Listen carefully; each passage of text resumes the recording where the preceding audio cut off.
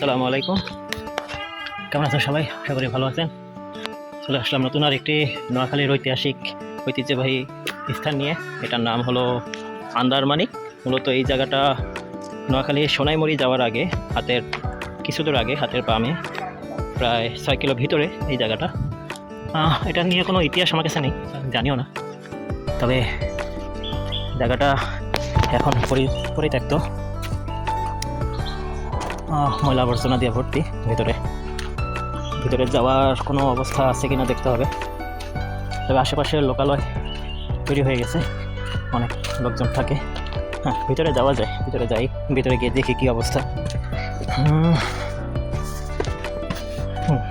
এই হলো ভিতরের পিছন সাইডের অবস্থা। দোতলা সম্ভবত যাওয়া যায়। এখানে ময়লা আবর্জনা, মানুষজন, গাছপালা, অন্যান্য জিনিসপত্র ফেলে রাখে, কাঠ, ভাঙা জিনিসপত্র। জিনিসটা সুন্দর। এখানে আসার উপায় হলো আপনি সোনাইমুড়িতে আসবেন, এসে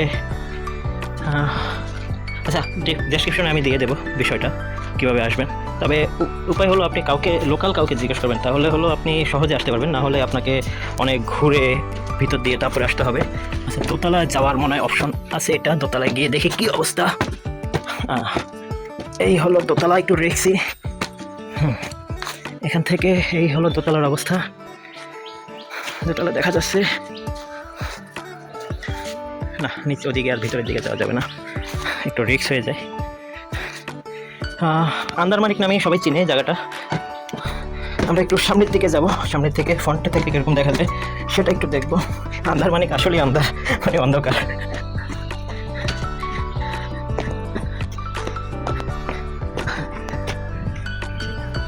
আসলে এই ঐতিহ্যগুলো যদি সংরক্ষণ করা যায়, মানুষের পর্যটনের জন্য ভালো একটা জায়গা হবে। কেন যে প্রশাসন এই জিনিসগুলো সংরক্ষণ করতে চায় না সেটা বুঝি না। এগুলো অনেক পুরাতন। আজকে মূলত আসছি নোয়াখালী সাইকেলিস্টদের সাথে রাইডে। এই প্রথম রাইড নোয়াখালী সাইকেলিস্টদের সাথে। এই হলো ফ্রন্ট অংশ, সামনের অংশ। আশেপাশে এই রাস্তাটাও ভালো।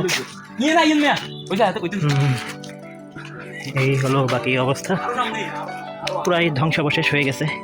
তবে এই পাশের বাড়ি আর এই বাড়ির যদি তুলনা করি, ভূমিকম্প হলে এই বাড়ি আগে ভাঙবে, এই বাড়ি পরে ভাঙবে, আমার কাছে যেটা মনে হয়। কারণ এগুলো সেই অনেক আগের। এগুলোর ইট স্তম্ভগুলো এখনও ভালো, ডিজাইনগুলো এখনও সুন্দর। এই যে কাঠ দেওয়া আছে উপরে, দেখতে পাচ্ছেন হয়তো। এই কাঠগুলো এখনও টিকে আছে, পিলারগুলো টিকে আছে। পিলারগুলো খুব সুন্দর করে তৈরি করছে। এই হলো ভিতরে আন্দারমানিকের আন্দার অংশ।